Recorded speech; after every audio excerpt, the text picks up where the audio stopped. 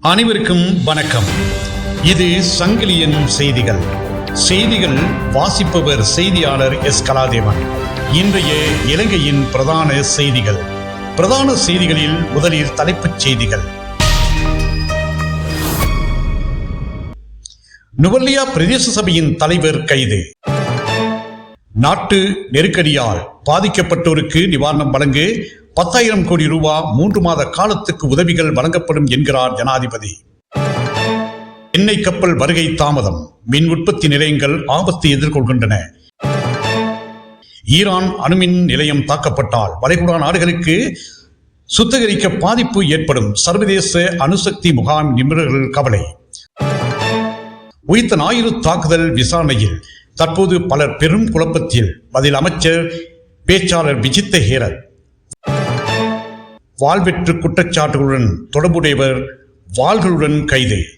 இனி விரிவான செய்திகள்.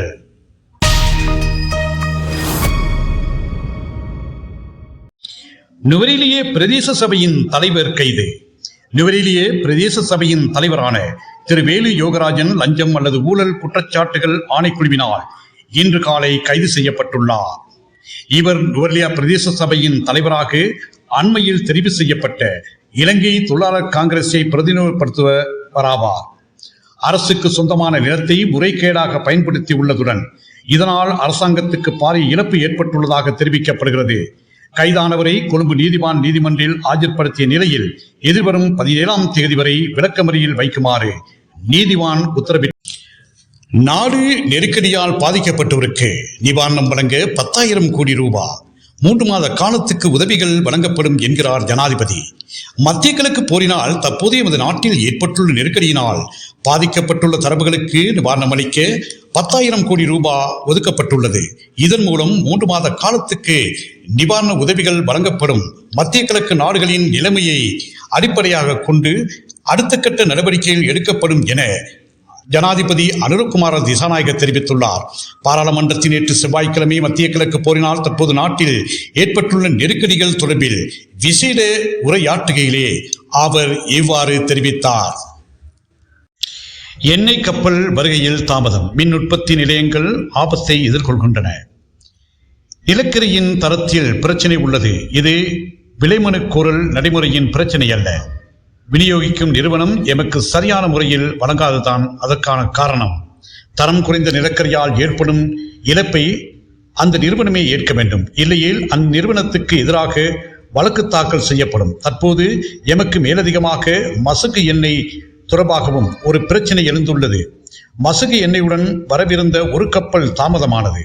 மற்றொரு கப்பல் வரவிருந்தது, அதுவும் தாமதமாகியுள்ளது. ஏப்ரல் நடுப்பகுதியில் நாட்டுக்கு ஒரு மசக்கு எண்ணெய் கப்பல் வரும். இதனால் மின் உற்பத்தி நிலையங்கள் ஒருவித அபாயத்தை எதிர்கொள்கின்றன என ஜனாதிபதி அனுரகுமார திசாநாயக்க தெரிவித்தார்.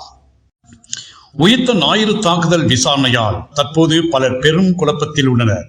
பதில் அமைச்சரவை பேச்சாளர் விஜித்த ஹேரத். உதய கம்மன் விளைவின் புத்தகம் வெளியீட்டு நிகழ்வில் உயிர்த்த ஞாயிறு தாக்குதலின் பிரதான சூத்திரதாரிகள் அமர்ந்திருந்ததை காணக்கூடியதாக இருந்தது என்றும் குறித்த தாக்குதல் சம்பவம் தொடர்பில் முறையாக விசாரணை நடத்தி நீதிமன்றம் தீர்ப்பை வழங்கும் என்றும் பதில் அமைச்சரவை பேச்சாளரான அமைச்சர் விஜித்த ஹேரத் தெரிவித்தார். உயிர்த்த ஞாயிறு தாக்குதல் தொடர்பில் முன்னாள் அமைச்சர் உதய கம்மன் விளைவின் வெளியிட்ட புத்தகம் தொடர்பிலும் முன்னாள் அமைச்சர் சரத் வீரசேகரனால் முஜிபுர் ரஹ்மான் பிரதான சூத்திரதாரி என்று கூறியுள்ளமை தொடர்பிலும் அரசாங்க தகவல் திணைக்களத்தில் நேற்று செவ்வாய்க்கிழமை நடைபெற்ற அமைச்சரவை தீர்மானங்களை அறிவிக்கும் செய்தியாளர் சந்திப்பில் எழுப்பப்பட்ட கேள்விகளுக்கு பதிலளிக்கையிலே அமைச்சர் இவ்வாறு தெரிவித்தார். ஈரான் அணுமின் நிலையம் தகர்க்கப்பட்டால் வளைகுடா நாடுகளுக்கு கதிரியக்க பாதிப்பு ஏற்படும். சர்வதேச அணுசக்தி முகாமை நிபுணர்கள் கவலை. ஈரான் அணுமின் நிலையம் தகர்க்கப்பட்டால் வளைகுடா நாடுகளில் கதிரியக்க பாதிப்பு ஏற்படும் என சர்வதேச அணுசக்தி முகாமை நிபுணர்கள் கவலை தெரிவிக்கின்றனர். ஈரான் மீது அமெரிக்கா மற்றும் இஸ்ரேல் கூட்டுப்படை தொடர் தாக்குதல் நடத்தி வருகின்றது. ஈரானின் புசார் அணுமின் நிலையம் அருகே கடந்த சனிக்கிழமை குண்டு வீசப்பட்டது. இது அணுமின் நிலையத்திலிருந்து 350 மீட்டர் தொலைவில் விழுந்து வெடித்தது. இங்கு நடத்தப்படும் தொடர் தாக்குதலால் ஈரான் தலைநகர் தெஹ்ரான் கதிரியக்க பாதிப்புக்கு ஆளாகுவதை விட வளைகுடா நாடுகள் தான் அதிக பாதிப்புக்கு ஆளாகும் என ஈரான் வெளியுறவுத்துறை அமைச்சர் அபாஸ் அரக்காட்சி எச்சரிக்கை விடுத்துள்ளார். இது குறித்து சர்வதேச அணுசக்தி முகாமைப்பு IAEA நிபுணர்கள் மேலும் கூறியதாவது: புசர் அண்மின் நிலையம் ஈரானின் தென்பகுதியில் அமைந்துள்ளது. இங்கு 1000 மெகாவாட் திறனுள்ள அணு உலை உள்ளது. தற்போது செயல்பாட்டில் உள்ள அணு உலையில் ரஷ்யாவிடம் இருந்து வாங்கப்படும் 4.57 செறிவூட்டப்பட்ட யூரேனியம் பயன்படுத்தப்படுகிறது. புசர் அணுமின் நிலையத்தில் 280 தொன் கதிரியக்க பொருட்கள் உள்ளன என அந்த செய்திகள் தெரிவிக்கின்றன. வாழ்வெட்டு குற்றச்சாட்டுகளுடன் தொடர்புடையவர் வாள்களுடன் கைது.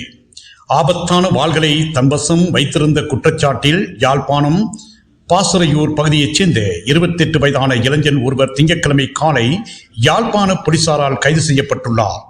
ஏற்கனவே வாழ்வெட்டு குற்றச்சாட்டுகளுடன் தொடர்புடைய சந்தேக நபரை இவ்வாறு போலீசார் கைது செய்யப்பட்டுள்ளார். கைதான இளைஞனை நீதிமன்றில் முறைப்படுத்தி இருப்பதாக போலீசார் தெரிவித்தனர். யாழ்ப்பாண போலீஸ் நிலைய தலைமை போலீஸ் பொறுப்பதிகாரி பாலித்த செனிவிரத்னவின் வழிகாட்டலின் கீழ் பொறுப்பு அதிகாரி மஞ்சுள தலைமையிலான போலீஸ் குழுவினரே மேற்படி கைது நடவடிக்கைகளை முன்னெடுத்து வருகின்றனர். இத்துடன் இன்றைய இலங்கையின் பிரதான செய்திகள் யாவும் நிறைவு பெறுகின்றன. மீண்டும் ஒரு பிரதான செய்தி அறிக்கையின் ஊடாக உங்கள் அனைவரையும் சந்திக்கும் வரை அன்பு வணக்கம்.